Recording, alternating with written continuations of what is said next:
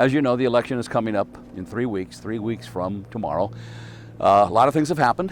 I'm not going to get into the middle of any kind of political skirmish or anything, but our next guest is an expert at that. We've seen him on the air many, many times. Jack Pitney, professor at McKenna College, and we're going to talk to him, and I think you will find a lot of interesting things that he has to say. So, Professor, here we go. I've been teaching government for 34 years. I never thought I would have an election like this. There's never been a president like Donald Trump. Sleepy Joe Biden, not a nice guy, by the way, I have to be honest, not a nice guy. You know, people say, oh, he's such a nice guy. He had a very bad day today. He had a very bad day. Is there any possibility that he can do it again and win? Keyword is possibility. Yes, there's a narrow path, but given the Electoral College, it's possible. Right now, Biden has a double-digit lead in the national polls. State polls are a bit closer. Wisconsin, Pennsylvania, Biden's ahead there, but not by as big a margin as he is nationally.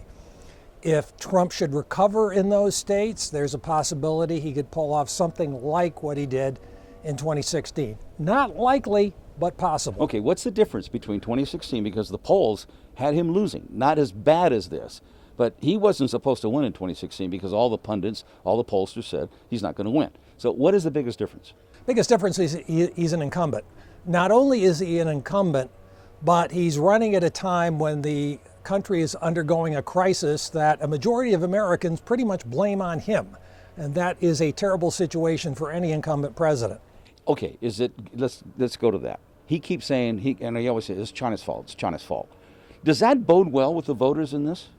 No, because the buck stops at the White House. And yes, you can criticize Beijing. You can say China should have done much more to cooperate at the beginning to contain this. But the United States has a death rate that's more than 2 times that of Canada, 5 times that of Germany, 15 times that of Australia. So there's got to be a difference between us and the other large federal democracies, and that difference is Donald Trump. And try as he might, he just can't wiggle out of that, even with his bout with COVID and the way he's recovered, and he says, I'm immune, and look at me. Does any of that play into people saying, you know what? Hey, I think I'll vote for him? No. He has a rendezvous with reality. Okay. And on things like Ukraine, yeah, he could do his song and dance and say it was a perfect phone call. And he might get away with that because it doesn't involve people's day-to-day lives. You can go home, turn off the TV, and you don't have to think about Ukraine. COVID is different. It affects every single American. And more than 200,000 of us have died. The classic Ronald Reagan question, are you better off now than you were 4 years ago? Well, 7 million people have COVID. More than 200,000 are dead. Pretty clear what the answer to that question is. Today he tweeted out, number one, the stock market's going great. The old saying is the economy's good, the incumbents never lose. In this case, most Americans aren't invested in the stock market. Only a very small number of Americans have really substantial holdings in the stock market. Those guys are doing great. Good for them. The rest of us have real trouble. The unemployment rate is high. Lots of businesses have closed. Some of them have closed for good. The country is in serious economic trouble, and even after we get out of this recession, and we will someday, we have a national debt, a federal debt that is over 100% of gross domestic product. That's a level we haven't seen since World War II. And during World War II, it was just a temporary spike. This goes on as far as the eye can see, and that is a problem that we're going to have to deal with for years and years to come. So big conglomerates, people who are making the huge money in the stock market, because the stock market is really, I mean, if you look at your 401k, you hit hard, but now you're coming back up. That's not enough to carry them over. No. Again, most people aren't invested in the stock market. Among those who are, only a small portion are really seeing the humongous earnings that Trump likes to talk about. His friends are doing well. The gang at Mar-a-Lago, they're doing great. The rest of us, not so good. California, bashes on California all the time. Does that do anything for him? Trump wants an enemy.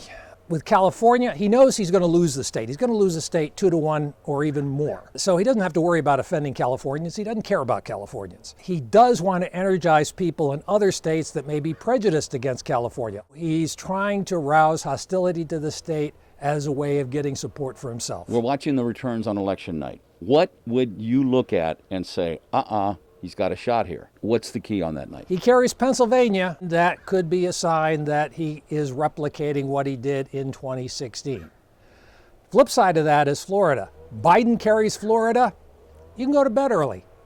Joe Biden's going to be the next president. Texas? If Joe Biden carries Texas, not only is Biden going to be the next president, we're looking at a Johnson-style landslide. And that, in turn, could pull a number of Democrats over the line in races for the House and the Senate. And we could know that night, or you think a couple days from now, after the election? Depends on how big the margin is. If it's a really, really big margin, we're going to know on election night. But it could take a while. Here in California, we're very experienced with very long election nights, more like election months. The country as a whole could have a similar experience. Does he go gently into the night if he doesn't lose in a landslide? No. Donald Trump is going to go kicking and screaming. He's going to use every legal trick in the book to try to invalidate the results, raise questions about the legitimacy. I don't think Donald Trump is going to be a fair loser. He doesn't like the idea of being a loser. One, that's just his makeup. He hates the idea of being a loser, but also he fears legal exposure. I know you're not in the predicting business. You're a scholar. You know your history. You know your presidential races. But give me your outcome. The most likely outcome, Joe Biden wins, and wins by a very substantial margin. Is there any way, January 20th, this thing is still up in the air? Possible, but it gets to be noon on January 20th. Number of outcomes. The Electoral College is hung up for some reason, goes to the House. The House is hung up. At that point, a lot of weird things could happen. If we don't have a president elected by that time, the vice president, who's elected by the Senate in that case, becomes the acting president. So one possible outcome, not very likely, but possible, is acting president Kamala Harris. Give me another political figure in the United States that you can compare Donald Trump to. George Wallace. They don't want anybody else to speak. And I tell you, I remember George Wallace very well from the 1968 campaign. And 72 until he got shot. Yeah.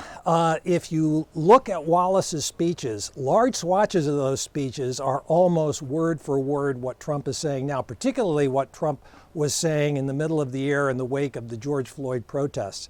Talking about putting down protest hard. a group of anarchists lay down in front of his automobile and threatened his personal safety, the President of the United States. Well, I want to tell you, if you'll elect me the President and I go to California, or I come to Arkansas and some of them lie down in front of my automobile, it'll be the last one they'll ever want to lie down in front of. Trump has said things like that.